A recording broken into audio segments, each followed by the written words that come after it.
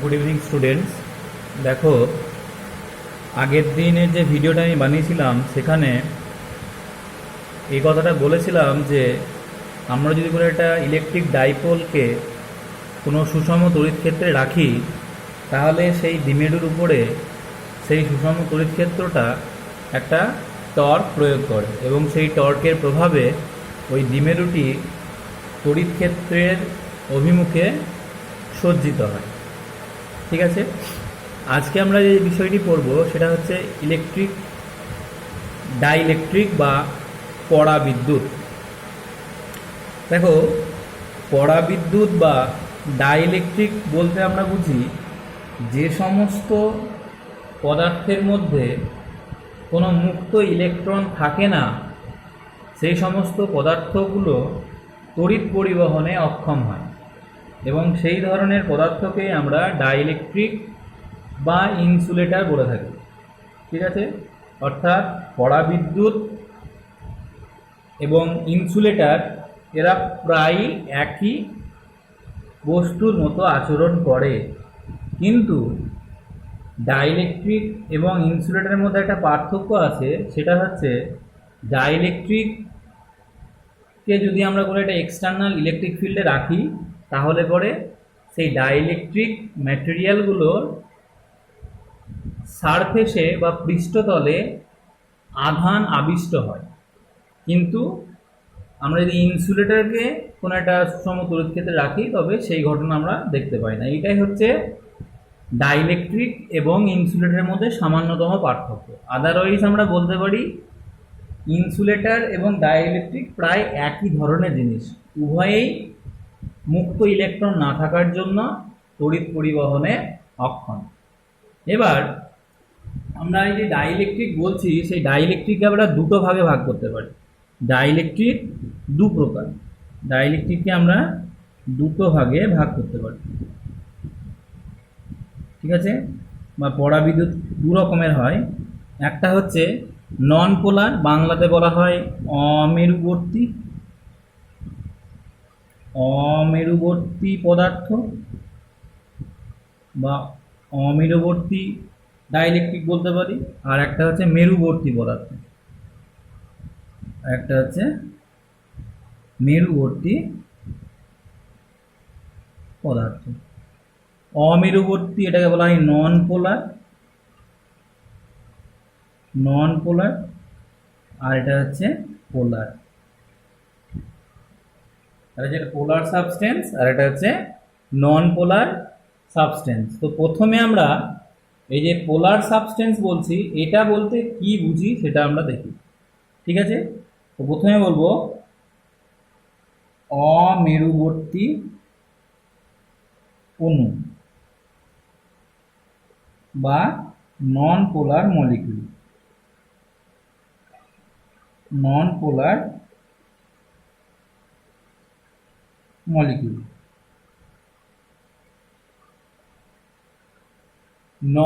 Molecule মানে হচ্ছে যে সমস্ত অণুর মধ্যে ধনাত্মক আধানের কেন্দ্র এবং ঋণাত্মক আধানসমূহের কেন্দ্র যদি একই বিন্দুতে কোয়েনসাইড করে বা একই বিন্দুতে অবস্থান করে, তবে সেই সমস্ত অণুর কোনো দ্বিমেরু ভ্রামক থাকে না। এই সমস্ত অণুগুলোকে আমরা অমেরুবর্তী অণু বা নন পোলার মলিকিউল বলি। নন পোলার মলিকিউল সাধারণত আমরা যে সমস্ত ডায়াটমিক মলিকিউল আছে বা দ্বিপারমাণবিক যে সমস্ত অণু আছে, সেই সমস্ত অণুগুলো নন পোলার মলিকিউলের মতো আচরণ করে। আমি একটা উদাহরণ দিলে তোমরা বুঝতে পারবে, যেমন হচ্ছে হাইড্রোজেন অণু।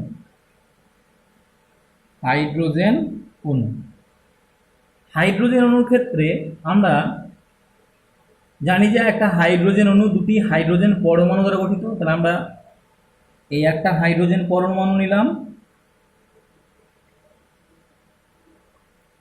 আর এই একটা হাইড্রোজেন পরমাণু নিলাম। এই দুটো হাইড্রোজেন পরমাণু মিলে এটা একটা এইচ পরমাণু, এটা একটা এইচ পরমাণু। এই দুটো এইচ পরমাণু মিলে একটা কি করছে না, তো একটা হাইড্রোজেনের অণু গঠন করছে। ঠিক আছে, এই হাইড্রোজেন যে অণুটা দেখতে পাচ্ছ তার নিউক্লিয়াসটা হচ্ছে এই জায়গাটাতে, আর এই হাইড্রোজেন অণুটার নিউক্লিয়াস এইখানে। অর্থাৎ এই হাইড্রোজেন অণুর যে সমস্ত ধনাত্মক আধান আছে তার সেটা কোথায় আছে, এই বিন্দুতে আছে। আর এই হাইড্রোজেন অণুর ধনাত্মক আধান বা নিউক্লিয়াসটা কোথায় আছে, এখানে আছে। এবার এই দুটো হাইড্রোজেন অণুর যে ধনাত্মক আধান বা পজিটিভ আধান, সেই পজিটিভ আধান বা ধনাত্মক আধানের যে সেন্টার অফ মাস সেটা কোথায় হবে, সেটা হবে নিশ্চয়ই এই বিন্দুতে। কারণ এই বিন্দু এবং এই বিন্দু যদি ধনাত্মক আধান থাকে তো তাদের সেন্টার অফ মাস তাদের মিড পয়েন্টে হবে, অর্থাৎ এখানে হবে। ঠিক আছে, আবার এই যে হাইড্রোজেন পরমাণু আছে তার যে ইলেকট্রন সেটা কোথায় থাকবে, এর কক্ষপথে ঘুরবে। আর এই হাইড্রোজেন পরমাণুর যে ঋণাত্মক আধান অর্থাৎ ইলেকট্রন এই কক্ষপথে ঘুরছে।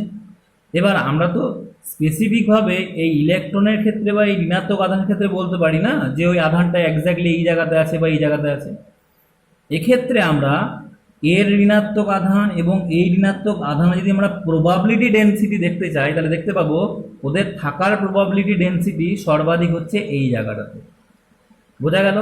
অর্থাৎ এই দুটো হাইড্রোজেন পরমাণুর যে ঋণাত্মক আধান সেই ঋণাত্মক আধানেরও সেন্টার হচ্ছে এই পয়েন্টটায়। অর্থাৎ এই পয়েন্টে ধনাত্মক আধান এবং ঋণাত্মক আধান কোয়েনসাইড করে যাচ্ছে। বোঝা গেল? অর্থাৎ এই অণুটার ক্ষেত্রে আমরা দেখতে পাচ্ছি ধনাত্মক আধানের সেন্টার অফ মাস আর ঋণাত্মক আধানের সেন্টার অফ মাস একই বিন্দুতে অবস্থান করছে। তো এই ধরনের যে আমরা অণু পাচ্ছি এই অণুর কোনো দ্বিমেরু ভ্রামক থাকে না। এই ধরনের অণুকে আমরা নন পোলার মলিকুল বলি। বোঝা গেল? এইবার এর হাইড্রোজেন পরমাণু এবং হাইড্রোজেন পরমাণু যেহেতু কোনো তড়িৎ ঋণাত্মকতার পার্থক্য নেই সেই জন্যই এদের সেন্টার অফ পজিটিভ চার্জ আর সেন্টার অফ নেগেটিভ চার্জ একই পয়েন্টেই থাকছে। কিন্তু আমরা একটা পোলার মলিকুলের উদাহরণ দিই তাহলে তোমরা বুঝতে পারবা। মেরুবর্তী অণু, মেরুবর্তী অণু বা পোলার মলিকুল।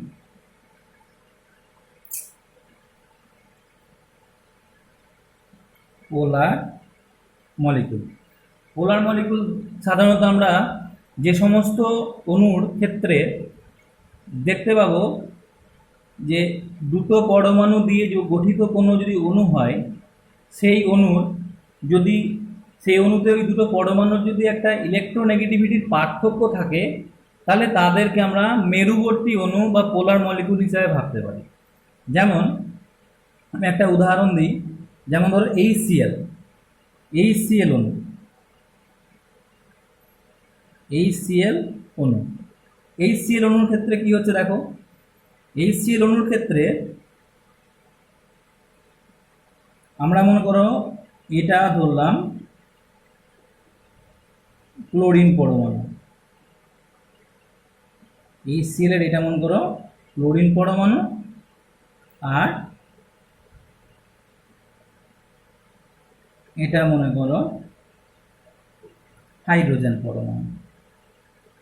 ঠিক আছে, ক্লোরিন পরমাণুর যে নিউক্লিয়াস সেটা হচ্ছে এইটা আর হাইড্রোজেন পরমাণু যে নিউক্লিয়াস সেটা হচ্ছে এইটা। অর্থাৎ ক্লোরিন পরমাণুর যে ধনাত্মক আধান সেটা কোথায় আছে, এখানে আছে। আর হাইড্রোজেন পরমাণু যে ধনাত্মক আধানের যে সেন্টার সেটা হচ্ছে এইটা। এইবার এই ধনাত্মক আধান এবং এই দুটো পরমাণুরই ধনাত্মক আধান এই দুটো পয়েন্টে আছে, এই পয়েন্টে আর এই পয়েন্টে। এবার এই পয়েন্ট এবং এই পয়েন্টে যদি ধনাত্মক আধান থাকে তাহলে পরে এদের যে সেন্টার অফ মাস, এই ধনাত্মক আধান এবং এই ধনাত্মক আধানের যে সেন্টার অফ মাস সেটা কোথায় হবে, এদের মিড পয়েন্টে কোথাও একটা হবে। এদের মধ্যবিন্দু মানে মোটামুটি এই জায়গাটাতে থাকবে। কেন? কারণ হচ্ছে দেখো এর দিকে বেশি হেলে থাকবে। তার কারণটা কি? তার কারণটা হচ্ছে এর ধনাত্মক আধানের পরিমাণ অর্থাৎ ক্লোরিন পরমাণুর ধনাত্মক আধানের পরিমাণ কিন্তু হাইড্রোজেন পরমাণু থেকে বেশি, কারণ ক্লোরিন পরমাণু নিউক্লিয়াসে আছে 17টা প্রোটন আর হাইড্রোজেন পরমাণু নিউক্লিয়াস আছে একটা প্রোটন, অর্থাৎ এর ধনাত্মক আধান অনেক বেশি। সেজন্য centre of mass of the positive charge, ধনাত্মক আধানের যে ভর কেন্দ্র সেটা কার দিকে হেলে থাকবে? ক্লোরিন পরমাণু দিকে হেলে থাকবে। অর্থাৎ এই বিন্দু থাকবে ধনাত্মক আধান, কার না তো ক্লোরিন পরমাণু দিকে হেলে থাকছে। তাহলে এই পয়েন্টটা আমরা বলতে পারি যে centre of mass of positive charge, all positive charge of HCl molecule, অর্থাৎ HCl অণুর সমস্ত ধনাত্মক আধানের যে ভর কেন্দ্র সেটা হচ্ছে এই বিন্দু। আবার আমরা যদি এটা ধরে নিই যে হাইড্রোজেন এবং ক্লোরিন পরমাণু এই দুটো পরমাণু যদি ইলেকট্রোনেগেটিভিটি একই হয়, এই দুটো পরমাণু যদি ইলেকট্রোনেগেটিভিটি সমান হতো, তাহলে পরে এই দুটো পরমাণুর যে টোটাল ঋণাত্মক আধান আছে সেই ঋণাত্মক আধানেরও সেন্টার অফ মাস এইটাই হতো। অর্থাৎ এই একই পয়েন্টেই ধনাত্মক আধান এবং ঋণাত্মক আধানের সেন্টার অফ মাস হতো যদি এই দুটো পরমাণুর ইলেকট্রোনেগেটিভিটি সমান হতো। আগের মতো যেমন আগের ক্ষেত্রে আমরা দেখলাম যে দুটো পরমাণুর ইলেকট্রোনেগেটিভিটি সমান হওয়ার জন্য একই বিন্দুতে পজিটিভ এবং নেগেটিভ আধান এর সেন্টার অফ মাস থাকছে। কিন্তু যেহেতু এদের তড়িৎ ঋণাত্মকতার পার্থক্য আছে, পার্থক্য থাকার জন্য ক্লোরিনের তড়িৎ ঋণাত্মকতা হাইড্রোজেনের থেকে বেশি, তো ক্লোরিনের তড়িৎ ঋণাত্মকতা হাইড্রোজেনের থেকে বেশি হওয়ার জন্য ক্লোরিন কি করবে? এই যে ঋণাত্মক আধান আছে এখানে, মানে ঋণাত্মক আধানের যে সেন্টার, সেই ঋণাত্মক আধানকে কিছুটা হলেও নিজের দিকে টানবে, অর্থাৎ ঋণাত্মক আধানের সেন্টারটা কিছুটা হলেও ক্লোরিন পরমাণুর দিকে শিফট করবে। অর্থাৎ এই জায়গাতে থাকবে ঋণাত্মক আধানের সেন্টার অফ মাস আর এই জায়গাতে থাকবে ধনাত্মক আধানের সেন্টার অফ মাস। অর্থাৎ এখানে কি হলো? ঋণাত্মক আধানসমূহের কেন্দ্র এবং ধনাত্মক আধানসমূহের কেন্দ্রের মধ্যে একটা আপেক্ষিক সরণ ঘটল। ঠিক আছে, মানে ওরা একই বিন্দুতে থাকছে না। তাহলে আমরা এই জায়গাটা একটু যদি বড় করে আঁকি তাহলে এরকম হচ্ছে, এখানে আছে মনে করো ঋণাত্মক আধান আর এই বিন্দুতে আছে মনে করো ধনাত্মক আধান, এখানে হচ্ছে মাইনাস চার্জ আর এখানে হচ্ছে প্লাস চার্জ। ঠিক আছে, আমরা HCl পরমাণুটাকে তাহলে আমরা এরকমভাবে একে বোঝাতে পারি। বোঝা গেল তো? HCl অণুটাকে আমরা এরকমভাবে বোঝাতে পারি যে এইদিকে ঋণাত্মক আধানের সেন্টারটা থাকছে আর এইখানে থাকছে ধনাত্মক আধানের সেন্টারটা। অর্থাৎ এক্ষেত্রে ঋণাত্মক আধান এবং ধনাত্মক আধানের যে সেন্টার তার মধ্যে একটা স্পেস থাকছে। ঠিক আছে, একই বিন্দুতে ওরা অবস্থান করছে না। তো যে সমস্ত পদার্থের ক্ষেত্রে ধনাত্মক আধানের কেন্দ্র, ধনাত্মক আধান সমূহের কেন্দ্র বা centre of mass of all positive charge আর ঋণাত্মক আধান সমূহের কেন্দ্র, তারা যদি একই বিন্দুতে না থেকে কিছুটা গ্যাপ বা কিছুটা দূরে অবস্থান করে, তাহলে পরে এদের একটা পার্মানেন্ট ডাইপোল মোমেন্ট থাকে। এর একটা ডাইপোল মোমেন্ট থাকছে। আমরা জানি এটা একটা দ্বিমেরুর মতো আচরণ করছে। এইদিকে ঋণাত্মক আধান ধনাত্মক আধান দ্বিমেরুর অভিমুখ কোন দিক বরাবর হবে? এই দিক বরাবর ক্রিয়া করবে। আমরা জানি প্লাস আধান থেকে মাইনাস আধান থেকে প্লাস আধানের দিকে হয়। তার মানে এর একটা দ্বিমেরু ভ্রামক থাকে। তাহলে এরা হচ্ছে, এদের ডাইপোল মোমেন্ট থাকছে, ডাইপোল মোমেন্ট থাকে। ঠিক আছে, কিন্তু এদের কোনো ডাইপোল মোমেন্ট থাকে না, হ্যাজ নো ডাইপোল মোমেন্ট। বোঝা গেল? ঠিক আছে, তো এইটাই হচ্ছে তোমার পোলার মলিকুল এবং নন পোলার মলিকুল। নন পোলার মলিকুল মানে যে সমস্ত অণুর ধনাত্মক আধানের কেন্দ্র এবং ঋণাত্মক আধানের কেন্দ্র একই বিন্দুতে অবস্থান করে। অর্থাৎ একে যদি আমরা আঁকি, ব্যাপারটা কেমন হচ্ছে? এ থেকে আঁকলে আমরা দেখতে পাবো ধনাত্মক আধানের কেন্দ্র এবং ঋণাত্মক আধানের কেন্দ্র একটাই হবে, একই বিন্দুতে। ঠিক আছে, কিন্তু এদের ক্ষেত্রে দেখতে পাচ্ছি আমরা ধনাত্মক আধানের কেন্দ্র এবং ঋণাত্মক আধানের কেন্দ্রের মধ্যে একটা স্পেস বা গ্যাপ থাকছে। অর্থাৎ ধনাত্মক আধানের কেন্দ্র এবং ঋণাত্মক আধানের কেন্দ্র একই বিন্দুতে অবস্থান করছে না, কিছুটা দূরে অবস্থান করছে। অর্থাৎ এরা একটা ডাইপোল ফর্ম করছে। এবং এর একটা ডাইপোল মোমেন্ট থাকছে। ঠিক আছে, তো এটা হলো পোলার এবং নন পোলার। পোলারের আমরা আরো বেশ কিছু এক্সাম্পল দিতে পারবো, যেমন হচ্ছে তোমার ধরো জল H2O। ঠিক আছে, H2O একটা পোলার অণুর মতো আচরণ করে। তো পোলার অণুর এক্সাম্পল আমরা দিতে পারছি কি না, তো HCl অণু, ঠিক আছে, H2O, অ্যামোনিয়া হতে পারে। তো এই সমস্ত অণুগুলো পোলার অণু বা তোমার মেরুবর্তী অণুর মতো আচরণ করে। আর নন পোলার মলিকুল মানে অমেরুবর্তী অণু কোনগুলো? অমেরুবর্তী অণু হচ্ছে হাইড্রোজেন অণু, বা আমরা বলতে পারি অক্সিজেন অণু। ঠিক আছে, হাইড্রোজেন অণু, অক্সিজেন অণু, মিথেন অণু, বা তোমার বলতে পারো বেনজিন। এই সমস্তগুলো নন পোলার মলিকুল বা অমেরুবর্তী অণুর মতো আচরণ করে। তাহলে পোলার মলিকুল আর নন পোলার মলিকুল কি বুঝতে পারলে? এবার দেখো, আমরা এই যে পোলার মলিকুল বা নন পোলার মলিকুল বলছি, এদের আমরা একটা ছবির সাহায্যে আঁকি, মানে একটা সাবস্টেন্স আমরা আঁকবো যেখানে বেশ কিছু পোলার মলিকুল থাকবে বা বেশ কিছু নন পোলার মলিকুল থাকবে। তো প্রথমে আমরা পোলার মলিকুল নন পোলার মলিকুলের কথাই বলি। নন পোলার মলিকুল বা নন পোলার ম্যাটেরিয়াল বা সাবস্টেন্স। ঠিক আছে, তো নন পোলার যাদের ধনাত্মক আধানের কেন্দ্র এবং ঋণাত্মক আধানের কেন্দ্র একই বিন্দুতে অবস্থান করছে তারা হচ্ছে নন পোলার মলিকুল। তো আমরা এটা একটা মনে করো ডাইইলেকট্রিক ম্যাটেরিয়াল নিলাম, এবং সেটা মনে করো নন পোলার ডাইইলেকট্রিক ম্যাটেরিয়াল। তাহলে নন পোলার যদি হয় তাহলে কি হবে? এর প্রত্যেকটা অণুর কি হবে না, তো ধনাত্মক আধান এবং ঋণাত্মক আধানের যে সেন্টার অফ মাস সেটা একই বিন্দুতে অবস্থান করে। এই বিন্দুতেই মনে করো ধনাত্মক আধান আছে এবং ঋণাত্মক আধান আছে। এই ক্ষেত্রেও তাই, একই বিন্দুতে ধনাত্মক আধান এবং ঋণাত্মক আধান অবস্থান করছে। তার ফলে কি এর কোনো ডাইপোল মোমেন্ট থাকবে? দ্বিমেরু ভ্রামককে আমরা সাধারণত পি দিয়ে প্রকাশ করি, তাহলে এর কোনো ডাইপোল মোমেন্ট বা দ্বিমেরু ভ্রামক থাকছে না। ঠিক আছে, কিন্তু এই নন পোলার সাবস্টেন্স বা নন পোলার, এটা আমরা নন পোলার ম্যাটেরিয়াল লিখি বা নন পোলার সাবস্টেন্স লিখি। তো নন পোলার এই সাবস্টেন্সটাকে বা নন পোলার এই ম্যাটেরিয়ালটাকে যদি আমরা একটা এক্সটার্নাল ইলেকট্রিক ফিল্ডে প্লেস করি তাহলে কি হচ্ছে? দেখো, এটাকে আমরা একটা এক্সটার্নাল ইলেকট্রিক ফিল্ডে প্লেস করলাম।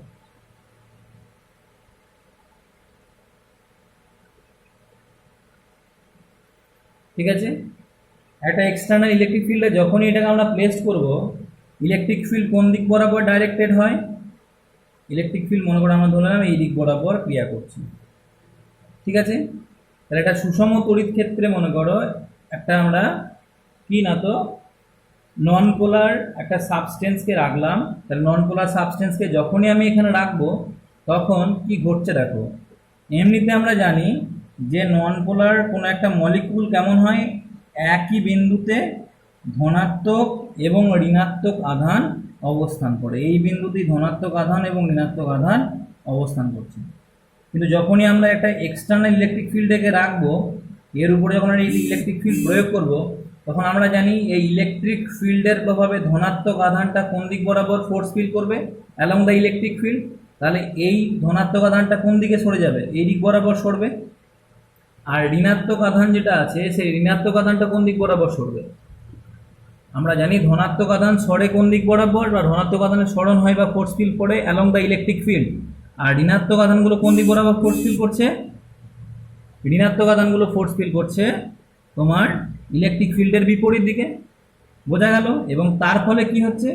তার ফলে আমরা দেখতে পাচ্ছি যে ধনাত্মক আধান সমূহের কেন্দ্র এবং ঋণাত্মক আধান সমূহের কেন্দ্রের মধ্যে একটা গ্যাপ তৈরি হচ্ছে, অর্থাৎ এই দিক বরাবর প্লাস আর এই দিকে চলে আসছে মাইনাস। অর্থাৎ এই বিন্দুতে থেকে যাচ্ছে ধনাত্মক আধানের কেন্দ্র আর এই বিন্দু থাকছে ঋণাত্মক আধানের কেন্দ্র। তার মানে কি? তার মানে এর একটা ডাইপোল মোমেন্ট গেইন করছে, একটা দ্বিমেরু ভ্রামক অর্জন করছে। বোঝা গেল? এবার যখনই এই দ্বিমেরু ভ্রামক অর্জন করবে, এবার প্রত্যেকটার ক্ষেত্রে এরকম ঘটবে, অর্থাৎ এই যে প্লাসটা আছে সেই প্লাসটা ইলেকট্রিক ফিল্ডের দিকে ঝুঁকবে, আর মাইনাসটি ইলেকট্রিক ফিল্ডের বিপরীত দিকে মুভ করার চেষ্টা করবে, এবং তার ফলে কি হবে, প্রত্যেকটা জায়গাতে আমরা এরকম অরিয়েন্টেশন পাবো কি, এই দিক বরাবর মাইনাস আধান আর এই দিক বরাবর প্লাস আধান। ঠিক আছে, আবার এটাতে হবে এইদিকে মাইনাস আধান, এদিকে প্লাস, এদিকে মাইনাস, এদিকে প্লাস, মাইনাস, প্লাস। অর্থাৎ এই প্রত্যেকটা নন পোলার মলিকুল পোলার মলিকুলের মতো আচরণ করবে। কেন? কারণ নন পোলার মলিকুলের ক্ষেত্রে আমরা দেখেছি কোনো ডাইপোল মোমেন্ট থাকে না। কখন? যখন আমরা একে কোনো ইলেকট্রিক ফিল্ড প্রয়োগ করব না। কিন্তু যখনই আমরা এই নন পোলার মলিকুলকে কোনো একটা এক্সটার্নাল ইলেকট্রিক ফিল্ডে রাখছি, তখন দেখতে পাচ্ছি ধনাত্মক আধানের কেন্দ্র এবং ঋণাত্মক আধানের কেন্দ্রের মধ্যে একটা আপেক্ষিক সরণ ঘটছে এবং তারা একটা দ্বিমেরু ভ্রামক বা ডাইপোল মোমেন্ট অর্জন করছে। ঠিক আছে, অর্থাৎ এর একটা ডাইপোল মোমেন্ট থাকবে। আমরা বলতে পারবো যে এর ক্ষেত্রে ডাইপোল মোমেন্ট থাকছে, সেই ডাইপোল মোমেন্টকে আমরা পি লিখছি, কিন্তু এক্ষেত্রে কোনো ডাইপোল মোমেন্ট থাকছে না। এবার যদি আমি এই ইলেকট্রিক ফিল্ডের স্ট্রেনটাকে বাড়াই, মনে করো এখানে প্রথমে ইলেকট্রিক ফিল্ডের স্ট্রেনটাকে নিয়েছিলাম E1, ঠিক আছে, এবং ওই E1 ইলেকট্রিক ফিল্ডের স্ট্রেনের জন্য এই যে ডাইপোল মোমেন্ট আমার হলো সেটা মনে করো P1। E1 ইলেকট্রিক ফিল্ডে রাখার ফলে ডাইপোল মোমেন্ট হলো মনে করো P1। এবার যদি আমি এটাকে আরও একটা স্ট্রং ইলেকট্রিক ফিল্ডে রাখি, আর একটা স্ট্রং ইলেকট্রিক ফিল্ডে রাখলে পরে কি হবে, এইখানে এই ধনাত্মক আধানের উপরে যতটা বল আগে প্রযুক্ত হচ্ছিল, এক্ষেত্রে তার থেকে আরও অনেক বেশি বল প্রযুক্ত হবে। কারণ ইলেকট্রিক ফিল্ডের স্ট্রেন যদি আমি বাড়াই, E1 থেকে যদি আমি বাড়ি E2 করি, তাহলে পরে এই যে চার্জের যে সেপারেশন সেটা অনেক বেশি হবে। ঠিক আছে, তার ফলে অনেক দূরে সরে আসবে, এই মাইনাস আধান এবং এই প্লাস আধানের মধ্যে স্পেসিংটা অনেক বেড়ে যাবে। এখন মাইনাস আধান এবং প্লাস আধানের মধ্যে যদি স্পেসিং বাড়ে, তাহলে অবশ্যই ডাইপোল মোমেন্ট বাড়বে। কারণ আমরা যে ডাইপোল মোমেন্ট সমান হচ্ছে কি, এই যে কোনো একটি আধানের মান গণিত এদের মধ্যে দূরত্ব। যেহেতু দেখো এই ক্ষেত্রে E1 ইলেকট্রিক ফিল্ডের প্রভাবে আধান দুটির মধ্যে দূরত্ব যতটা হচ্ছিল, ইলেকট্রিক ফিল্ডের স্ট্রেন বাড়িয়ে যদি আমরা E2 করি, তাহলে দেখতে পাবো এই দূরত্বটা আরও অনেক বেড়ে যাচ্ছে। তার ফলে ডাইপোল মোমেন্ট বা দ্বিমেরু ভ্রামকটাও বেড়ে যাবে। তাহলে এখন যদি দ্বিমেরু ভ্রামককে আমরা P2 বলি, তাহলে অবশ্যই E2 গ্রেটার দ্যান E1 হলে, E2 গ্রেটার দ্যান E1 হলে আমরা বলতেই পারবো P2 গ্রেটার দ্যান P1 হবে। অর্থাৎ ইলেকট্রিক ফিল্ডের স্ট্রেংথ আমরা যত বেশি বাড়াবো, দেখতে পাবো ডাইপোল মোমেন্ট তত বেশি হচ্ছে। বোঝা গেল? এটা হচ্ছে নন পোলার সাবস্টেন্সের ক্ষেত্রে বললাম। এবার যদি আমি পোলার সাবস্টেন্সের ক্ষেত্রে ব্যাপারটাকে ভাবি, পোলার সাবস্টেন্স, পোলার সাবস্টেন্স, পোলার সাবস্টেন্স বা কি না তো মেরুবর্তী পদার্থ, মেরুবর্তী পদার্থ। এটা ছিল অমেরুবর্তী পদার্থ, অমেরুবর্তী পদার্থ।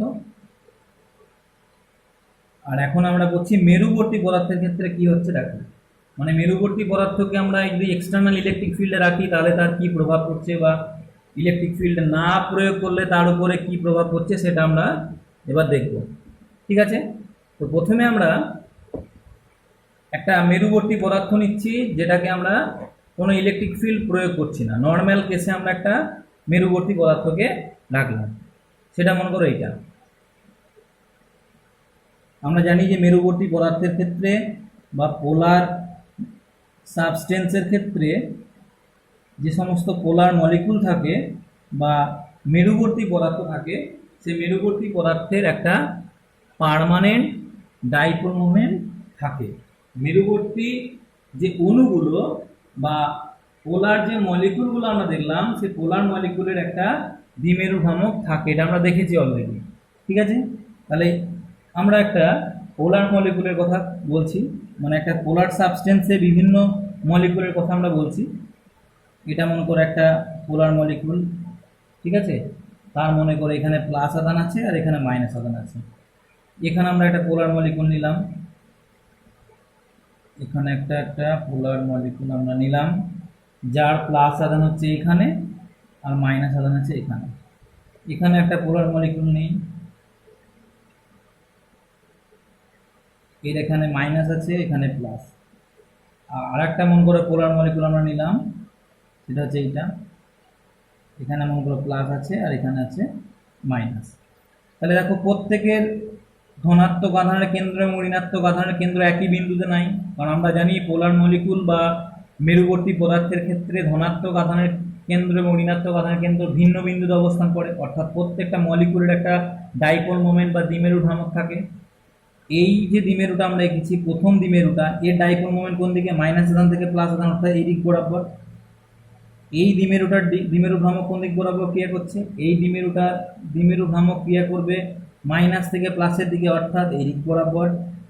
এই যে দ্বিমেরুটা আছে, এই দ্বিমেরুটা দ্বিমেরু ভ্রামক কোন দিক বরাবর ক্রিয়া করছে? মাইনাস থেকে প্লাস, দ্যাট ইজ এই দিক বরাবর। আর এই দ্বিমেরুটা দ্বিমেরু ভ্রামক কোন দিক বরাবর ক্রিয়া করছে? মাইনাস থেকে প্লাস, অর্থাৎ এই দিক বরাবর। অর্থাৎ আমরা দেখতে পাচ্ছি, আমরা যদিও জানি যে পোলার মলিকুল বা মেরুবর্তী পদার্থের দ্বিমেরু ভ্রামক থাকে, কিন্তু একটা মেরুবর্তী একটা ইন্ডিভিজুয়ালি মেরুবর্তী অণুর দ্বিমেরু ভ্রামক থাকে, কিন্তু যদি আমরা বেশ কিছু পোলার মলিকুল বা মেরুবর্তী অণু দ্বারা একটা মেরুবর্তী পদার্থ গঠন করি, তাহলে দেখতে পাবো এর ডাইপোল মোমেন্ট থাকলেও সেই ডাইপোল মোমেন্টগুলো র্যান্ডমলি ওরিয়েন্টেড থাকে, ঠিক আছে, এলোমেলোভাবে থাকে।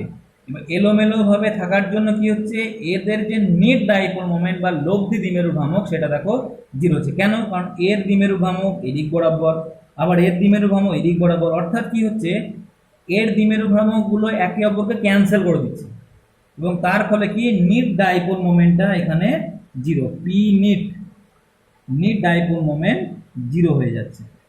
অর্থাৎ মেরুবর্তী পদার্থের যে net dipole moment in the absence of any external electric field, যদি আমি বাইরে থেকে কোনো রকমের ইলেকট্রিক ফিল্ড প্রয়োগ না করি, তাহলে দেখতে পাবো যে মেরুবর্তী পদার্থের দ্বিমেরু ভ্রামক থাকে না, মেরুবর্তী পদার্থের কোনো দ্বিমেরু ভ্রামক থাকে না, ঠিক আছে। কিন্তু এই মেরুবর্তী পদার্থটাকে যদি আমরা কোনো একটা এক্সটার্নাল ইলেকট্রিক ফিল্ডে রাখি, তাহলে কি হচ্ছে, এক্সটার্নাল ইলেকট্রিক ফিল্ড প্রয়োগ না করলে আমরা দেখতে পাচ্ছি পোলার মলিকুলগুলোর ডাইপোল মোমেন্ট থাকছে, কিন্তু সেই ডাইপোল মোমেন্টগুলো র্যান্ডমলি ওরিয়েন্টেড হচ্ছে, ঠিক আছে, এলোমেলোভাবে ছড়িয়ে থাকছে। তার ফলে কি লব্ধি দ্বিমেরু ভ্রামকটা শূন্য হচ্ছে। কিন্তু এটাকে যদি আমরা একটা এক্সটার্নাল ইলেকট্রিক ফিল্ডে রাখি, আমরা মনে করো দুটো স্ট্রেংথের ইলেকট্রিক ফিল্ডে রাখছি, এটা একটা ইলেকট্রিক ফিল্ড, ঠিক আছে, আর এটা একটা মনে করো ইলেকট্রিক ফিল্ডে রাখলাম।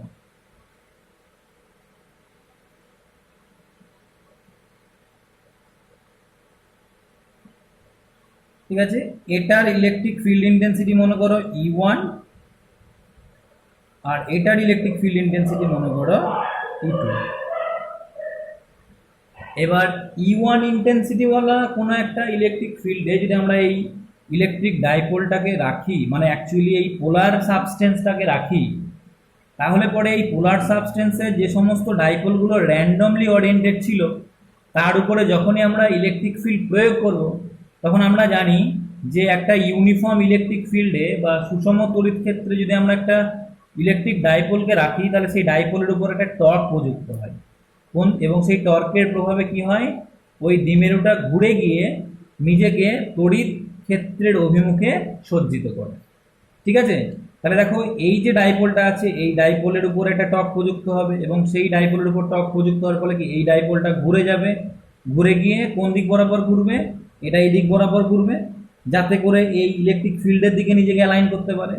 এই ডাইপোলের উপরে টর্ক প্রযুক্ত হলে সেই ডাইপোলটাও এই দিক বরাবর ঘুরে যাবে, ঘুরে গিয়ে ইলেকট্রিক ফিল্ডের দিকে অ্যালাইন হবে, এবং প্রত্যেকটা ডাইপোলের উপরে টর্ক প্রযুক্ত হবে, এবং সেই ডাইপোলের উপরে প্রযুক্ত টর্কের প্রভাবে এরা একটা ইলেকট্রিক ফিল্ডের দিকে অ্যালাইন করার চেষ্টা করবে। কিন্তু যদি ইলেকট্রিক ফিল্ডের ইন্টেন্সিটিটা সাফিসিয়েন্টলি লার্জ না হয়, তাহলে এর ওরিয়েন্টেশন ইলেকট্রিক ফিল্ডের দিকে হওয়ার চেষ্টা করবে, কিন্তু কমপ্লিটলি ওরিয়েন্টেশন হবে না, মানে সম্পূর্ণরূপে সব মলিকুলগুলো সুসজ্জিত হতে পারবে না, কিছু কিছু মলিকুল হয়তো সুসজ্জিত হতে পারবে। ঠিক আছে, তাহলে একটা বলি, তাহলে কিরকমভাবে সুসজ্জিত হচ্ছে। মনে করো এই মলিকুলটা সুসজ্জিত হলো এই দিক বরাবর, ঠিক আছে, এইটা মনে করো সুসজ্জিত হচ্ছে এরকম ভাবে, মাইনাস প্লাস। ঠিক আছে, এবার এইটা সুসজ্জিত হচ্ছে মনে করো এরকম ভাবে, মাইনাস এখানে প্লাস, এটা হচ্ছে এরকম ভাবে মাইনাস প্লাস, আর এটা হচ্ছে মনে করো এরকম ভাবে মাইনাস প্লাস। অর্থাৎ দেখতে পাচ্ছি এর ডাইপোল মোমেন্ট তাহলে কোন দিক বরাবর হলো, এর ডাইপোল মোমেন্ট হলো এই দিক বরাবর। এর দ্বিমেরু ভ্রামক কোন দিক বরাবর হলো, এর দ্বিমেরু ভ্রামক হলো এই দিক বরাবর। এর দ্বিমেরু ভ্রামক হচ্ছে একদম পুরো ইলেকট্রিক ফিল্ডের মানে, তাহলে এটা কমপ্লিটলি ওরিয়েন্টেড হতে পেরেছে অ্যালং দ্য ইলেকট্রিক ফিল্ড। এগুলো ফুললি ওরিয়েন্টেড না হলে কিছুটা হলেও ইলেকট্রিক ফিল্ডের দিকে ঘুরে গেছে টর্কের প্রভাবে, এটার উপরে প্রযুক্ত ইলেকট্রিক ফিল্ডের প্রভাবে এ কিছুটা হলেও এই দিক থেকে, এটা ছিল প্রথমে এই দিক বরাবর, সে ঘুরে গিয়ে এইভাবে অ্যালাইন হচ্ছে। তাহলে আমরা এই ক্ষেত্রে দেখতে পাচ্ছি এই দ্বিমেরুগুলোর ওরিয়েন্টেশনের প্রভাবে এখানে যে ডাইপোল মোমেন্ট, সেই ডাইপোল মোমেন্টটা যদি আমরা P1 বলি, তাহলে সেই P1টা কিন্তু কখনোই জিরো হবে না, কারণ তার একটা নিট ডাইপোল মোমেন্ট থাকবে। এই ক্ষেত্রে কি হচ্ছিল, এই ডাইপোল মোমেন্টগুলো র্যান্ডমলি ওরিয়েন্টেড ছিল, তার প্রভাবে লব্ধি দ্বিমেরু ভ্রামকটা শূন্য হচ্ছিল। কিন্তু এই ক্ষেত্রে কি হচ্ছে, দ্বিমেরুগুলো ইলেকট্রিক ফিল্ডের দিকে পার্টলি অ্যালাইন হচ্ছে, মানে আংশিকভাবে তোমার কি হচ্ছে, সজ্জিত হতে পেরেছে, এবং তার প্রভাবে এক্ষেত্রে লব্ধি দ্বিমেরু ভ্রামক শূন্য হয় না, এর লব্ধি দ্বিমেরু ভ্রামক হয় P1, অর্থাৎ এর একটা লব্ধি দ্বিমেরু ভ্রামক থাকে।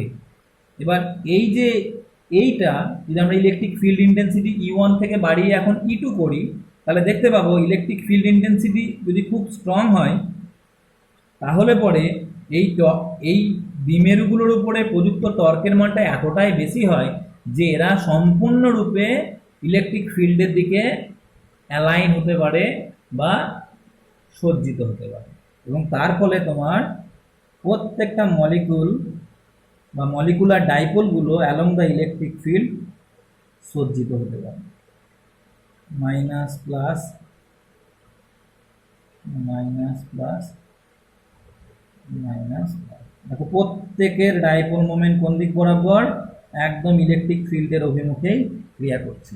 তাহলে এই ক্ষেত্রে লব্ধি দ্বিমেরু ভ্রামক যা হবে, তার থেকে এই ক্ষেত্রে লব্ধি দ্বিমেরু ভ্রামকের মান যদি আমরা P2 বলি, সেই P2 মানটা নিশ্চয়ই এই P1 এর থেকে বেশি হচ্ছে, কারণ এক্ষেত্রে ইলেকট্রিক ডাইপোল মোমেন্টগুলো সবাই একই দিকে ক্রিয়া করছে অ্যালং দ্য ইলেকট্রিক ফিল্ড, আর এক্ষেত্রে ইলেকট্রিক ডাইপোল মোমেন্টগুলো সবাই একই দিকে ক্রিয়া করছে না, এবং কিন্তু তাদের লব্ধি ভ্রামকটা শূন্য হচ্ছে না, তার একটা মান পাচ্ছে, সেটা হচ্ছে P1। আর এক্ষেত্রে একদম সবাই যেহেতু প্রত্যেকটা দ্বিমেরু ভ্রামক একই দিকে ক্রিয়া করছে, প্রত্যেকটা মলিকুলার ডাইপোলের ডাইপোল মোমেন্ট একই দিকে ক্রিয়া করছে ইলেকট্রিক ফিল্ডের স্ট্রং ইলেকট্রিক ফিল্ডে রাখার জন্য, এবং তার জন্য যে ডাইপোল মোমেন্ট আমরা পাচ্ছি সেটা হচ্ছে P2। অবশ্যই যদি আমরা E2 গ্রেটার দ্যান E1 বলি, E2 গ্রেটার দ্যান E1 বলি, তাহলে P2 গ্রেটার দ্যান P1 হবে, P2 গ্রেটার দ্যান P1 হবে। বোঝা গেল? এইটাই হচ্ছে তোমার পোলার এবং নন পোলার মলিকুলকে এক্সটার্নাল ইলেকট্রিক ফিল্ডে রাখলে পরে কি প্রভাব হয় সেটা আমরা দেখলাম। অর্থাৎ অমেরুবর্তী পদার্থকে যদি আমরা রাখি সাধারণ অবস্থায়, তাহলে এমনিতেই তাদের ধনাত্মক আধান এবং ঋণাত্মক আধানের কেন্দ্র একই বিন্দুতে অবস্থান করার জন্য এর দ্বিমেরু ভ্রামক শূন্য হয়। ঠিক আছে, কিন্তু পোলার মলিকুলগুলোকে যদি আমরা নর্মালি রেখে দিই এরকমভাবে, পোলার সাবস্টেন্সকে বা মেরুবর্তী পদার্থকে কোনো এক্সটার্নাল ইলেকট্রিক ফিল্ড প্রয়োগ না করলে কি হয়, প্রত্যেকটা মলিকুলের ডাইপোল মোমেন্ট থাকলেও সেই ডাইপোল মোমেন্টগুলো র্যান্ডমলি ওরিয়েন্টেড থাকার জন্য নিট ডাইপোল মোমেন্টটা জিরো হয়। ঠিক আছে, আর নন পোলার মলিকুলকে যখনই আমরা একটা এক্সটার্নাল ইলেকট্রিক ফিল্ডে রাখছি, তখন ওই ইলেকট্রিক ফিল্ডের প্রভাবে কি হয়, এদের যে ধনাত্মক আধানের কেন্দ্র এবং ঋণাত্মক আধানের কেন্দ্রের মধ্যে সেপারেশন হয়, এবং তার ফলে এরা দ্বিমেরু ভ্রামক অর্জন করে। ঠিক আছে, এবং সেই দ্বিমেরুগুলো ইলেকট্রিক ফিল্ডের দিকে অ্যালাইন হয়, এবং দেখতে পাবো আমরা যত বেশি ইলেকট্রিক ফিল্ডের স্ট্রেন্থ বাড়াবো, ইলেকট্রিক ডাইপোল মোমেন্টটা তত বেশি হবে। কারণ স্পেসিংটা অনেক বেশি হবে, অনেক বেশি দূরে দূরে সরবে, কারণ এখানে প্রযুক্ত বলের মান বাড়বে। ইলেকট্রিক ফিল্ডের স্ট্রেন বেশি হলে পরে প্রযুক্ত বলের মান বাড়বে, এবং প্রযুক্ত বলের মান বাড়লে পরে কি হবে, ডাইপোল মোমেন্টের মানও বেশি হবে। কারণ এখানে যতটা স্পেসিং ছিল এখানে দেখো স্পেসিংটা অনেক বেড়ে গেছে, যেন ডাইপোল মোমেন্ট বেড়েছিল। এক্ষেত্রে যদি আমরা ডাইপোল মোমেন্ট P2 বলি, এখানে যদি ডাইপোল মোমেন্ট P1 বলি, তাহলে অবশ্যই P2 গ্রেটার দ্যান P1। অর্থাৎ আমরা দেখতে পাচ্ছি তড়িৎ ক্ষেত্রের প্রাবল্য আমরা যত বেশি বাড়াচ্ছি, দ্বিমেরু ভ্রামকের মান কিন্তু তত বেশি হচ্ছে অমেরুবর্তী পদার্থের ক্ষেত্রে। মেরুবর্তী পদার্থের ক্ষেত্রে কি দেখতে পাচ্ছি, মেরুবর্তী পদার্থের ক্ষেত্রে দেখতে পাচ্ছি এমনিতে কোনো রকমের তড়িৎ ক্ষেত্র প্রয়োগ না করলে সাধারণ অবস্থায় এদের দ্বিমেরুগুলো বা এই ডাইপোল মলিকুলার ডাইপোলের যে ডাইপোল মুভমেন্টগুলো, সেগুলো র্যান্ডমলি ওরিয়েন্টেড থাকার জন্য লব্ধি দ্বিমেরু ভ্রামক শূন্য হচ্ছে। কিন্তু যখনই আমরা একটা উইক ইলেকট্রিক ফিল্ডে রাখছি, relatively weak electric field E1 এ রাখছি, তখন এর উপরে টর্ক প্রযুক্ত হচ্ছে, কিন্তু সেই টর্কের মানটা খুব বেশি না হওয়ার জন্য এর কিছু কিছু মলিকুল ইলেকট্রিক ফিল্ডের দিকে ওরিয়েন্টেড হচ্ছে, ঠিক আছে। এবং তার ফলে এর লব্ধি দ্বিমেরু ভ্রামকটা শূন্য হচ্ছে না, এর একটা লব্ধি দ্বিমেরু ভ্রামক অর্জন করছে, সেটা হচ্ছে P1।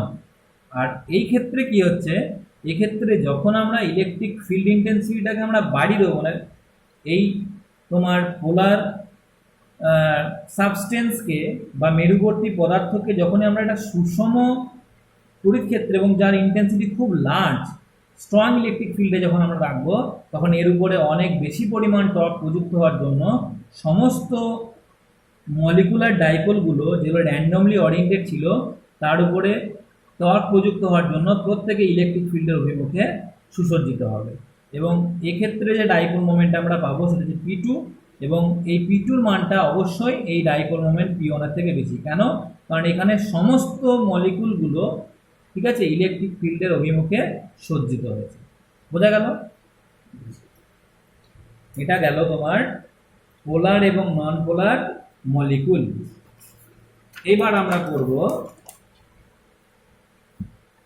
পড়ব একটা তড়িৎ ক্ষেত্রে যদি আমরা একটা পদার্থকে রাখি, মানে অ্যাকচুয়ালি পরিবাহী পদার্থকে যদি আমরা রাখি, তাহলে তার আচরণটা কেমন, ঠিক আছে।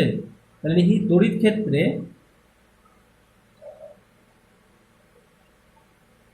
পরিবাহী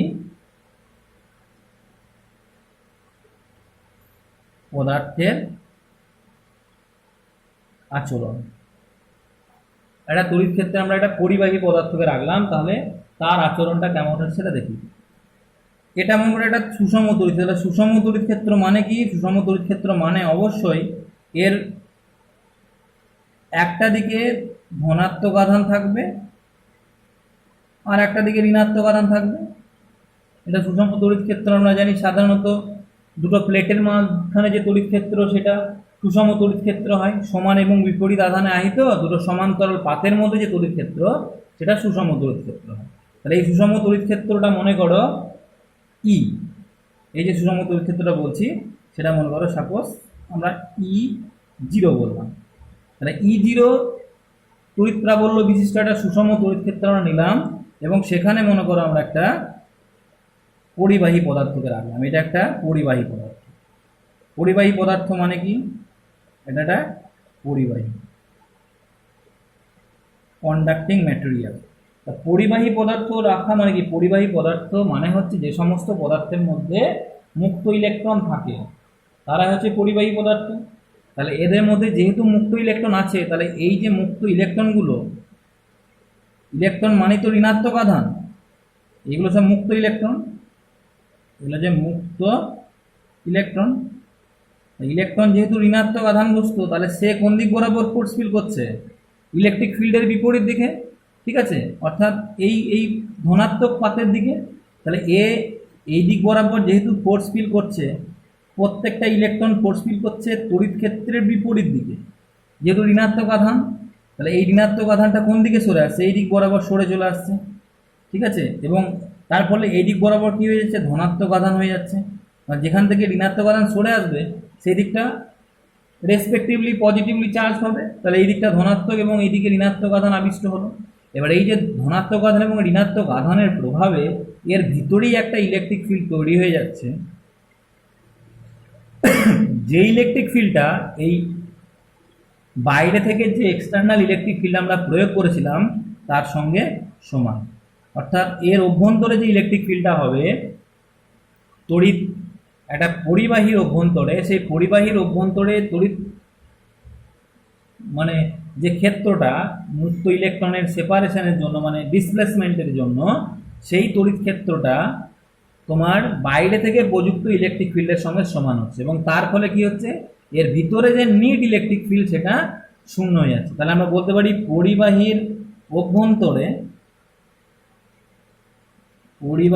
অভ্যন্তরে ঠিক আছে লব্ধি তড়িৎ ক্ষেত্র তাহলে কত হবে, লব্ধি তড়িৎ ক্ষেত্র হবে ঠিক আছে, যদি আমরা ই বলি তাহলে ই সমান কত হয়ে যাচ্ছে, এক্সটার্নাল ইলেকট্রিক ফিল্ড যেদিকে ক্রিয়া করছিল, এক্সটার্নাল ইলেকট্রিক ফিল্ড পরিবাহীর অভ্যন্তরে কোন দিক বরাবর, এই দিক বরাবর ক্রিয়া করছে ই জিরো, এদিক বরাবর। আর এই বাইরে এই মুক্ত ইলেকট্রনের যে সরণ তার প্রভাবে যে একটা ইলেকট্রিক ফিল্ড তৈরি হচ্ছে সেটারও মান হচ্ছে ই জিরো, এবং তার অভিমুখ কোন দিকে, এই ই জিরোর বিপরীত দিকে। তার ফলে এই দুটো ই জিরো একে অপরকে ক্যান্সেল করে দিচ্ছে, এবং একটা পরিবাহীর অভ্যন্তরে যে নিট ইলেকট্রিক ফিল্ড সেটা শূন্য হয়ে যাচ্ছে। বোঝা গেল? এটা হচ্ছে এই কারণের জন্য আমরা বলি যে একটা পরিবাহীর অভ্যন্তরে ইলেকট্রিক ফিল্ড শূন্য। ঠিক আছে, এবার আমরা এই জিনিসটাই যদি আমরা একটা ডাইইলেকট্রিক ক্ষেত্রে করি, একটা ডাইইলেকট্রিক ম্যাটেরিয়ালকে যদি আমরা একটা সুষম তড়িৎ ক্ষেত্রে রাখি তাহলে সেক্ষেত্রে কি হচ্ছে সেটা আমরা দেখি। সেক্ষেত্রে ওই ডাইইলেকট্রিকের অভ্যন্তরে কতটা পরিমাণ ইলেকট্রিক ফিল্ড থাকছে সেটা আমরা নির্ণয় করি। দেখো, আমরা যদি একটা ডাইইলেকট্রিকের ক্ষেত্রে ভাবি তাহলে সাধারণত আমরা দেখেছি যে ডাইইলেকট্রিক ম্যাটেরিয়ালটা যদি একটা নন পোলার ডাইইলেকট্রিক ম্যাটেরিয়াল নেই, তাহলে নন পোলার ডাইইলেকট্রিক ম্যাটেরিয়াল নিলে পরে কি হবে, নন পোলার ডাইইলেকট্রিক ম্যাটেরিয়াল নিলে অবশ্যই যখনই আমরা একটা এক্সটার্নাল ইলেকট্রিক ফিল্ড দেবো তখন এদের মধ্যে চার্জ সেপারেশন হবে। ঠিক আছে, একটা মনে করো নন পোলার ডাইইলেকট্রিক আমরা নিলাম, এইটা নন পোলার ডাইইলেকট্রিক মানে কি, এর ধনাত্মক আধানের কেন্দ্র এবং ঋণাত্মক আধানের কেন্দ্র একই বিন্দুতে ছিল। ঠিক আছে, এর ধনাত্মক আধানের কেন্দ্র এবং ঋণাত্মক আধানের কেন্দ্র একই বিন্দুতে ছিল। ঠিক আছে, একই বিন্দুতে ধনাত্মক এবং ঋণাত্মক আধানগুলো অবস্থান করছে। এই বিন্দুতে ধনাত্মক ঋণাত্মক, এই বিন্দুতে ধনাত্মক ঋণাত্মক আধান অবস্থান করছে। কিন্তু যখনই আমরা এটাকে এক্সটার্নাল ইলেকট্রিক ফিল্ডে রাখবো তখন কি হয়ে যাবে, তখন এই ধনাত্মক আধানের কেন্দ্র এবং ঋণাত্মক আধানের কেন্দ্রের মধ্যে চার্জ সেপারেশন ঘটবে, এবং তার ফলে কি হবে, এই দিকে চলে আসবে ঋণাত্মক আধানগুলো আর এই দিকে ইনডিউসড হবে ধনাত্মক আধানগুলো। ঠিক আছে, এবং তার ফলে এর একটা ডাইপোল মোমেন্ট গেইন করবে। ঠিক আছে, এর একটা ডাইপোল মোমেন্ট গেইন করবে, সেটা মনে করো পি, এবং এই দিক বরাবর দেখা একটা এর অভ্যন্তরে একটা ইলেকট্রিক ফিল্ডও তৈরি হচ্ছে, সেটা কি এক্সটার্নাল ইলেকট্রিক ফিল্ড যদি আমরা ই জিরো বলি, সেই ই জিরো এক্সটার্নাল ইলেকট্রিক ফিল্ডের বিপরীত দিকে একটা ইলেকট্রিক ফিল্ড তৈরি হচ্ছে। ঠিক আছে, এবং সেই ইলেকট্রিক ফিল্ডটা সাধারণত এই এক্সটার্নাল ইলেকট্রিক ফিল্ডের বিপরীতমুখী হলেও এর থেকে কম মানের হয়। কেন? কারণ এখানে যে সমস্ত আধানগুলো আমরা পাচ্ছি এরা কিন্তু মুক্ত আধান নয়। যেমন এক্ষেত্রে মুক্ত ইলেকট্রন আমরা পেয়েছিলাম, এখানে কোনো মুক্ত ইলেকট্রন নেই। এক্ষেত্রে আধানগুলো একটা মলিকুলের মধ্যে আবদ্ধ ছিল। যখন আমরা এক্সটার্নাল ইলেকট্রিক ফিল্ড দিলাম তখন সেই আধানের যে সেন্টার, সেই সেন্টারের মধ্যে একটা সেপারেশন তৈরি হচ্ছে, এবং তার ফলে এই আধানগুলো এর সারফেসে বা এদের পৃষ্ঠতলে আবিষ্ট হচ্ছে। তার ফলে কি এর যে ইলেকট্রিক ফিল্ডটা, এর ভিতরে যে ইলেকট্রিক ফিল্ডটা হবে সেই ইলেকট্রিক ফিল্ডটা বাহ্যিক যে ইলেকট্রিক ফিল্ড তার বিপরীতমুখী হলেও এই এক্সটার্নাল ইলেকট্রিক ফিল্ডেরকে কিন্তু পুরোপুরি প্রশমিত করতে পারবে না। ঠিক আছে, সেজন্য আমরা যখন একটা পোলার বা নন পোলার ডাইইলেকট্রিক ম্যাটেরিয়ালকে এক্সটার্নাল ইলেকট্রিক ফিল্ডে রাখবো তখন যদি এই দিক বরাবর ক্রিয়া করে, ধরো এই দিক বরাবর মনে করো ক্রিয়া করছে এক্সটার্নাল ইলেকট্রিক ফিল্ড ই, এদিকে বরাবর ক্রিয়া করছে এক্সটার্নাল ইলেকট্রিক ফিল্ড ই জিরো। ঠিক আছে, আর যখনই আমরা এটাকে রেখে দিচ্ছি তখন কি হচ্ছে, তখন চার্জ সেপারেশন হচ্ছে, ডাইপোল মোমেন্ট গেন করছে, এবং ডাইপোল মোমেন্ট গেন করার ফলে এই দিক বরাবর মাইনাস আধান, ঠিক আছে, আর এই দিক বরাবর প্লাস আধান ইনডিউসড হচ্ছে। ঠিক আছে, কিসের জন্য? কারণ এক্সটার্নাল ইলেকট্রিক ফিল্ডে রাখলে আমরা জানি যে দ্বিমেরুগুলো একই ইলেকট্রিক ফিল্ডের অভিমুখে সজ্জিত। কিন্তু আমার কথা হচ্ছে এই দিক বরাবর আমরা যদি একটা পুরো ডাইইলেকট্রিক ম্যাটেরিয়াল ব্যবহার করি তাহলে সেখানে তো একটা অণু থাকবে না, সেখানে তো একাধিক অণু আছে। এইখানে মনে করো একটা আছে, এখানে একটা আছে, এখানে একটা অণু আছে, এখানে একটা অণু আছে, এখানে একটা অণু আছে, এখানে একটা অণু আছে। এবার আমরা এক্সটার্নাল ইলেকট্রিক ফিল্ডে যখনই এটাকে প্রয়োগ করব, এদিক বরাবর এক্সটার্নাল ইলেকট্রিক ফিল্ডের মাইনাস, এদিক বরাবর প্লাস আধান আছে, এদিক বরাবর E0 এক্সটার্নাল ইলেকট্রিক ফিল্ড ক্রিয়া করছে। ঠিক আছে, এবার যখনই আমরা এটাকে রাখছি তখন কি হচ্ছে, তখন এর যে ডাইপোল মোমেন্টগুলো ইন জেনারেল যখন আমরা কোনো রকমের ফিল্ড প্রয়োগ করছি না, পোলার মলিকুল যদি হয় তাহলে এই ডাইপোল মোমেন্টগুলো র্যান্ডমলি অরিয়েন্টেড ছিল। এটা নন পোলারের ক্ষেত্রে বললাম। পোলার মলিকুল বা পোলার সাবস্টেন্স যদি হয় বা মেরুবর্তী ডাইইলেকট্রিক যদি হয় তাহলে সেক্ষেত্রে আমরা জানি ও ডাইপোল মোমেন্ট থাকে, কিন্তু ডাইপোল মোমেন্টগুলো র্যান্ডমলি অরিয়েন্টেড থাকে। যখনই আমরা একটা এক্সটার্নাল ইলেকট্রিক ফিল্ড দিচ্ছি তখন এর যে দ্বিমেরুগুলো তারা অ্যালং দ্য ইলেকট্রিক ফিল্ড তারা অ্যালাইন হচ্ছে। ঠিক আছে, তারা along the electric field align হতে দিক আমরা মাইনাস প্লাস প্রত্যেকের দ্বিমেরু ভ্রামক ইলেকট্রিক ফিল্ডের দিকে ক্রিয়া করছে, প্রত্যেকের দ্বিমেরু ভ্রামক ইলেকট্রিক ফিল্ডের দিকে ক্রিয়া করবে। এবং তার প্রভাবে দেখো একটা জিনিস খেয়াল করো, এইখানে এই মাইনাস আধান, এখানে মাইনাস আধান আছে, দেখো এই প্লাস আর এই মাইনাস, এই প্লাস এই মাইনাস, ঠিক আছে, আবার এই প্লাস এই মাইনাস আর এই প্লাস এই মাইনাস, এরা কিন্তু একে অপরকে প্রশমিত করে দিচ্ছে। মানে আমরা যদি এই লাইনটা টানি, দেখো এই যে লাইন, এই রেখার মধ্যে এই যে রিজিয়নটা আছে, এই এলাকার এই প্লাস এই মাইনাস আর এই এখানকার এই প্লাস এই মাইনাস, এই প্লাস এই মাইনাস, এই প্লাস এই মাইনাস, এরা একে অপরকে প্রশমিত করে দিচ্ছে। সেই জন্য শুধু কিন্তু এই মাইনাস আর এই পৃষ্ঠের যে প্লাস, এরা যেহেতু অনেক দূরে অবস্থান করছে সেজন্য একে অপরের ইফেক্টকে প্রশমিত করতে পারছে না। সেই জন্য আমরা দেখতে পাবো এই দ্বিমেরুটাকে মানে ডাইইলেকট্রিকটাকে যদি আমরা এক্সটার্নাল ইলেকট্রিক ফিল্ডে রাখি তাহলে সেই এক্সটার্নাল ইলেকট্রিক ফিল্ডের মধ্যে ওই ডাইইলেকট্রিকের শুধুমাত্র পৃষ্ঠতলে বিপরীত আধান আবিষ্ট হয়। বোঝা গেল? এর পৃষ্ঠতলে, শুধুমাত্র পৃষ্ঠতলে, কারণ ভিতরের আধানগুলো একে অপরকে দেখো এখানে ক্যান্সেল করে দিচ্ছি। তারপরে কি এই দিক বরাবর এই পৃষ্ঠে শুধু প্লাস আর এই পৃষ্ঠে শুধু মাইনাস আধান আবিষ্ট হবে। ঠিক আছে, এবং দেখো এর জন্য ইলেকট্রিক ফিল্ড ভিতরে কত হচ্ছে, এক্সটার্নাল ইলেকট্রিক ফিল্ড E0, আর এই যে মাইনাস আধান এবং প্লাস আধান মানে চার্জ, মানে তোমার ডাইপোল মোমেন্টগুলো অ্যালং দ্য ইলেকট্রিক ফিল্ড সজ্জিত হওয়ার জন্য, ঠিক আছে, এই যে ঘটনা যে যখন আমরা কোনো একটা দ্বিমেরু মানে ডাইইলেকট্রিক ম্যাটেরিয়ালকে একটা এক্সটার্নাল ইলেকট্রিক ফিল্ডে রাখছি, তখন ওই ডাইইলেকট্রিক ম্যাটেরিয়ালের যে ডাইপোলগুলো আছে বা মলিকুলার ডাইপোলগুলো আছে, সেই মলিকুলার ডাইপোলগুলো along the electric field oriented হচ্ছে। এই ঘটনাটাকেই বলা হচ্ছে ডাইইলেকট্রিক পোলারাইজেশন বা পরাবৈদ্যুতিক পদার্থের মেরুবর্তিতা। বোঝা গেল? এটাকে বলা হচ্ছে ডাইইলেকট্রিক পোলারাইজেশন। এটাকে আমরা বলতে পারি ডাইইলেকট্রিক পোলারাইজেশন বা পরাবৈদ্যুতিক পদার্থের মেরুবর্তিতা। বোঝা গেল? এবার এই যে পোলারাইজেশন বা মেরুবর্তিতা, মেরুবর্তিতা মানে ওই এক্সটার্নাল ইলেকট্রিক ফিল্ডে একটা ডাইইলেকট্রিক মিডিয়ামকে রাখার জন্য সেই ডাইইলেকট্রিক মিডিয়ামের যে মলিকুলার ডাইপোলগুলো আছে তারা ইলেকট্রিক ফিল্ডের দিকে নিজেকে অরিয়েন্টেড করলো। এই যে ঘটনা, এই ঘটনাটাকেই বলা হচ্ছে কি না, তো ডাইইলেকট্রিক পোলারাইজেশন। আগে আমরা বললাম যদি আমরা এক্সটার্নাল ইলেকট্রিক ফিল্ড অ্যাপ্লাই না করি তাহলে ডাইইলেকট্রিক ম্যাটেরিয়ালের কোনো পার্মানেন্ট ডাইপোল মোমেন্ট থাকে না। যদি নন পোলার হয় তাদের তো থাকেই না, আর পোলার হলেও তাদের ডাইপোল মোমেন্টগুলো র্যান্ডমলি অরিয়েন্টেড থাকার জন্য নিট ডাইপোল মোমেন্ট 0 হবে। কিন্তু যখনই আমরা এক্সটার্নাল ইলেকট্রিক ফিল্ডে রাখছি তখন দেখছি ওরা কিন্তু অ্যালং দ্য ইলেকট্রিক ফিল্ড ডাইপোলগুলো সুসজ্জিত হচ্ছে, এবং তার ফলে আমরা দেখতে পাচ্ছি ওই ডাইইলেকট্রিকের সারফেসে পৃষ্ঠতলে এই আধানগুলো আবিষ্ট হলো।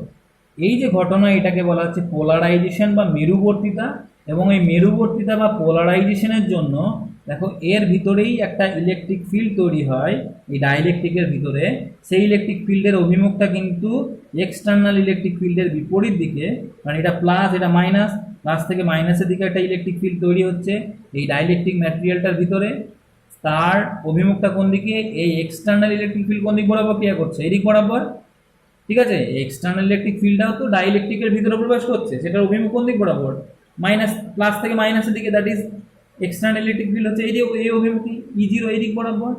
আর এই ডাইইলেকট্রিক ম্যাটেরিয়ালের যে মানে তোমার ওর সারফেসে যে সমস্ত আধানগুলো আবিষ্ট হলো, তার জন্য যে তোমার ইলেকট্রিক ফিল্ড, যেটা আমরা ইপি বলছি, এটাকে বলা হয় পোলারাইজিং ইলেকট্রিক ফিল্ড, তার অভিমুখটা কোন দিক বরাবর হচ্ছে? এই E0 বিপরীত দিক। তাহলে এর ডাইইলেকট্রিকের ভিতরে নিট ইলেকট্রিক ফিল্ডটা কত বা লব্ধি ইলেকট্রিক ফিল্ডটা কত? তাহলে লিখবো অতএব দ্বিমেরুর অভ্যন্তরে, মানে ডাইইলেকট্রিকের ভিতরে পরাবৈদ্যুতিক পদার্থের অভ্যন্তরে, পরাবৈদ্যুতিক পদার্থের অভ্যন্তরে, ঠিক আছে, লব্ধি প্রাবল্য,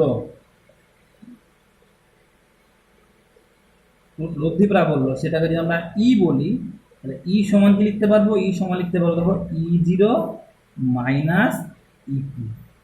এই পোলারাইজিং ইলেকট্রিক ফিল্ড যেটা আমরা বলছি, সেই পোলারাইজিং ইলেকট্রিক ফিল্ডটা E0-র বিপরীত দিকে ক্রিয়া করে, কিন্তু এই ইপির মানটা সর্বদাই কিন্তু E0-র থেকে কম হয়। EP is less than E0। কেন কম হয়? কারণ আমরা দেখতে পেলাম পরিবাহী পদার্থের ক্ষেত্রে যতটা পরিমাণ এক্সটার্নাল ইলেকট্রিক ফিল্ড ক্রিয়া করছে, মুক্ত ইলেকট্রনের সরণের জন্য ওর ভিতরেও ঠিক ওই এক্সটার্নাল ইলেকট্রিক ফিল্ডের বিপরীত দিকে ঠিক ততটা পরিমাণে কিন্তু তড়িৎ প্রাবল্যের সৃষ্টি হচ্ছে।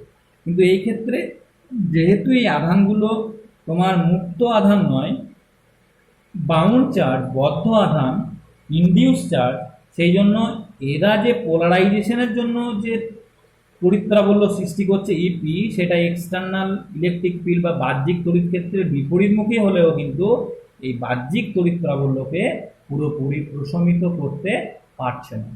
বোঝা গেল? সেই জন্য আমরা নিট একটা ইলেকট্রিক ফিল্ড ডাইইলেকট্রিকের ভিতরে আমরা পাবো। অর্থাৎ একটা ডাইইলেকট্রিক ম্যাটেরিয়ালকে যদি আমরা একটা সুষম তড়িৎ ক্ষেত্রে বা একটা এক্সটার্নাল ইলেকট্রিক ফিল্ডে রাখি, তাহলে দেখতে পাবো কি না, তো তার একটা লব্ধি প্রাবল্য থাকছে। কিন্তু যদি আমরা পরিবাহী পদার্থের ক্ষেত্রে দেখি, তাহলে দেখতে পাবো পরিবাহী পদার্থের ভিতরে লব্ধি প্রাবল্য শূন্য হয়। ঠিক আছে, তাহলে আমরা ডাইইলেকট্রিক ক্ষেত্রেটা বোঝা গেল। আর একটা জিনিস আমরা পেলাম কি, যে ডাইইলেকট্রিক ম্যাটেরিয়ালের ক্ষেত্রে যে ডাইপোল মোমেন্ট আমরা পাচ্ছি, অর্থাৎ দ্বিমেরু ভ্রামক যেটা আমরা পাচ্ছি, সেই দ্বিমেরু ভ্রামকটা সাধারণত তড়িৎ প্রাবল্যের সঙ্গে বাড়ে। মানে তড়িৎ প্রাবল্য যত বেশি হবে, দ্বিমেরু ভ্রামকটা তত বেশি হবে। এটা আমরা দেখলাম যে যত বেশি আমরা স্ট্রং ইলেকট্রিক ফিল্ডে রাখবো, ওই ডাইইলেকট্রিক ম্যাটেরিয়ালটা যে দ্বিমেরু ভ্রামক অর্জন করছে বাহ্যিক তড়িৎ ক্ষেত্রে রাখার জন্য, সেই বাহ্যিক তড়িৎ ক্ষেত্রের প্রাবল্য যত বেশি হবে, ওই দ্বিমেরুর মানে ওই ডাইইলেকট্রিক ম্যাটেরিয়ালের দ্বিমেরু ভ্রামকও তত বেশি হবে। এবার এই যে ঘটনাটা আমরা পেলাম, ঠিক আছে, কি ডাইইলেকট্রিক পোলারাইজেশন, এটাকে ম্যাথামেটিক্যালি প্রকাশ করার জন্য একটা রাশির কথা বলা হয়, সেটা হচ্ছে পোলারাইজেশন ভেক্টর, বা শুধু পোলারাইজেশনও বলে, পোলারাইজেশন, পোলারাইজেশন, ঠিক আছে, বাংলাতে বলা হয় মেরুবর্তিতা। মেরুবর্তিতা, এই মেরুবর্তিতা এটাকে ম্যাথামেটিক্যালি একটা রাশি দ্বারা প্রকাশ করা হয়, সেটা হচ্ছে পি, বড় হাতের পি। এই পি সমান লেখা হয় দ্বিমেরু ভ্রামক, দ্বিমেরু ভ্রামক প্রতি একক আয়তন। অর্থাৎ কোনো ডাইইলেকট্রিক ম্যাটেরিয়ালকে বা পরাবৈদ্যুতিক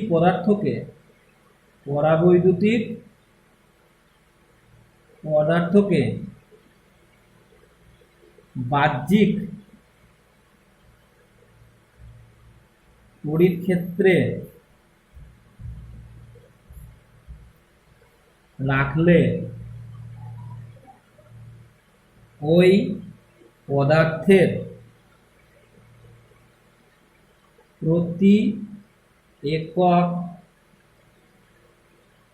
আয়তনে যে পরিমাণ দ্বিমেরু ভ্রামক আবিষ্ট হয় তাকেই ওই পদার্থের মানে ওই ডাইলেকট্রিক ম্যাটেরিয়ালের, ঠিক আছে, পোলারাইজেশন বা মেরুবর্তিতা বলে। বুঝতে পারলাম? মেরুবর্তিতা বলে, অর্থাৎ dipole moment per unit volume, এটাই হচ্ছে তোমার পোলারাইজেশন। যেহেতু দ্বিমেরু ভ্রামক একটা ভেক্টর রাশি, সেই জন্য তোমার পোলারাইজেশনও কিন্তু একটা ভেক্টর রাশি। পোলারাইজেশনকে সাধারণত পি দ্বারা প্রকাশ করা হয়। পোলারাইজেশন ভেক্টর সমান পি ভেক্টর, এটা সমান লিখতে পারবো দ্বিমেরু ভ্রামক, এটাকে স্মল পি লিখি, বাই আয়তন ভি। প্রতি একক আয়তনে যে পরিমাণ দ্বিমেরু ভ্রামক সৃষ্টি হয় সেটা কি বলা হয় তোমার পোলারাইজেশন বা মেরুবর্তী। বোঝা গেল? বেশ, এবার আমরা একটা জিনিস তো দেখলাম যে এই যে পোলারাইজেশন বা মেরুবর্তিতা, এই মেরুবর্তিতার মানটা কিন্তু যে বাইরে থেকে আমরা যে এক্সটার্নাল ইলেকট্রিক ফিল্ডটা প্রয়োগ করছি সেটার সঙ্গে সমানুপাতিক হবে। কারণ আমরা যত বেশি এক্সটার্নাল ইলেকট্রিক ফিল্ড প্রয়োগ করব, ওই ডাইইলেকট্রিক ম্যাটেরিয়ালের ডাইপোল মোমেন্ট তত বেশি হবে, মানে সে তত বেশি ডাইপোল মোমেন্ট অর্জন করবে প্রতি একক আয়তনে। তাহলে আমরা দেখতে পাবো যে এই পোলারাইজেশন ভেক্টরটা বাহ্যিক তড়িৎ ক্ষেত্রের প্রাবল্যের সঙ্গে হয় সমানুপাতিক। অতএব আমরা বলতে পারি পি সমানুপাতিক হয়ে যাচ্ছে এক্সটার্নাল ইলেকট্রিক ফিল্ড ইন্টেন্সিটি ই। পি সমানুপাতিক হচ্ছে ই। আমরা ইন জেনারেল যদি আমরা মানের আকারে বলি তাহলে পি সমানুপাতিক হচ্ছে ই। পি হচ্ছে পোলারাইজেশন আর ই হচ্ছে তড়িৎ ক্ষেত্রের প্রাবল্য। এবার এটাকে সমান করার জন্য একটা সমানুপাতিক ধ্রুবক আমরা নিই। সেই সমানুপাতিক ধ্রুবকটাকে এখানে লেখা হয় কাই। পি সমান কাই ইন্টু ই। বোঝা গেল? পি সমান কাই ইন্টু ই। ভেক্টর ফর্মে বললে P vector that is polarisation vector সমান হচ্ছে chi vector into E vector. Polarisation ভেক্টরের অভিমুখ কোন দিক বরাবর? পোলারাইজেশন ভেক্টরের অভিমুখ হচ্ছে কি না তো ইলেকট্রিক ফিল্ডের অভিমুখে। কারণ আমরা জানি পোলারাইজেশন হচ্ছে কোন দিক বরাবর ক্রিয়া করে, যেদিক বরাবর তোমার ডাইইলেকট্রিক মোমেন্ট মানে দ্বিমেরু ভ্রামক যেদিক বরাবর ক্রিয়া করে, ঠিক আছে, সেই দিক বরাবরই তোমার ক্রিয়া করছে পোলারাইজেশন ভেক্টর ডাইপোল মোমেন্টের অভিমুখে। আবার ডাইপোল মোমেন্ট কোন দিক বরাবর ক্রিয়া করছে? দেখো ডাইপোল মোমেন্ট আমরা দেখলাম মাইনাস আধান থেকে প্লাস আধানের দিকে। আবার নিট ইলেকট্রিক ফিল্ডটা কোন দিক বরাবর ক্রিয়া করলো? ই জিরো মাইনাস ই, সেটাও দেখো এই দিক বরাবর, ঠিক আছে। অর্থাৎ ই ভেক্টর এবং পি ভেক্টরের অভিমুখ বা ই ভেক্টর মানে তড়িৎ ক্ষেত্রের অভিমুখ এবং পোলারাইজেশন ভেক্টরের অভিমুখ কিন্তু একই দিকে, ঠিক আছে। এবার এখানে আমরা যেটা কনস্ট্যান্ট ইন্ট্রোডিউস করলাম কাই, এই কাইটাকেই বলা হচ্ছে তোমার ইলেকট্রিক সাসসেপ্টিবিলিটি। ইলেকট্রিক সাসসেপ্টিবিলিটি এটাকে বাংলাতে বলা হয় তড়িৎ প্রবণতা। তড়িৎ প্রবণতা কার তড়িৎ প্রবণতা? ওই ডাইইলেকট্রিক ম্যাটেরিয়াল বা পদার্থের, আমরা লিখতে পারি পরাবৈদ্যুতিক পদার্থের, পরাবৈদ্যুতিক পদার্থের, ঠিক আছে, তড়িৎ প্রবণতা। এটাকে ইংরেজিতে বলা হয় electric susceptibility. Electric susceptibility, susceptibility of dielectric material, of dielectric material।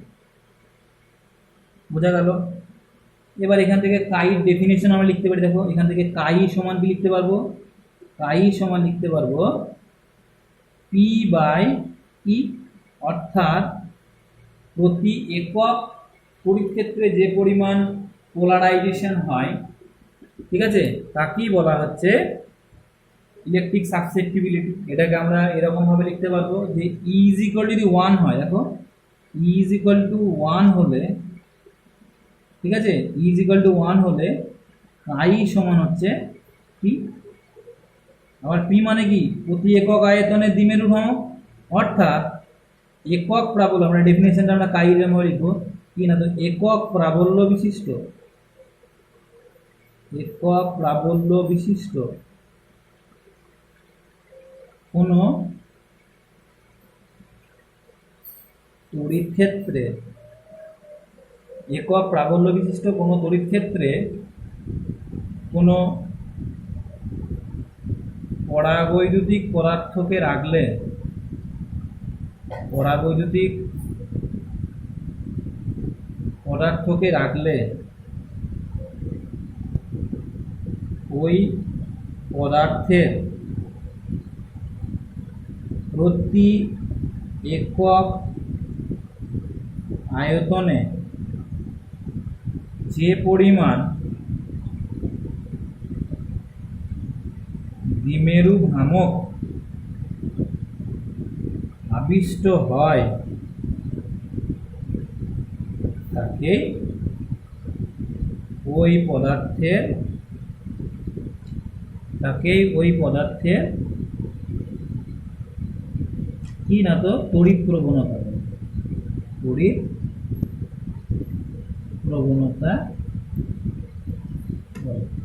বোঝা গেল। তাহলে ইলেকট্রিক সাসেপ্টিবিলিটিকে আমরা কি করে ডিফাইন করলাম, ইলেকট্রিক সাসেপ্টিবিলিটিকে ডিফাইন করলাম, আমরা একটা ডাইইলেকট্রিক ম্যাটেরিয়াল নিলাম, সেই ডাইইলেকট্রিক ম্যাটেরিয়ালকে যদি আমরা কি না, তো একক প্রাবল্য বিশিষ্ট কোনো মাধ্যমে রাখি, মানে এমন একটা ডাইইলেকট্রিক মিডিয়াম নিলাম, মানে তড়িৎ ক্ষেত্র নিলাম যেখানে তড়িৎ প্রাবল্য হচ্ছে 1, একক প্রাবল্য বিশিষ্ট কোনো তড়িৎ ক্ষেত্রে যদি আমরা কোনো একটা পরাবৈদ্যুতিক মাধ্যমকে রাখি, তাহলে সেই পরাবৈদ্যুতিক মাধ্যমের প্রতি একক আয়তনে যে পরিমাণ দ্বিমেরু ভ্রামক আবিষ্ট হয় তাকেই ওই পদার্থের কি না, তো ইলেকট্রিক সাসেপ্টিবিলিটি বা তড়িৎ প্রবণতা বলে।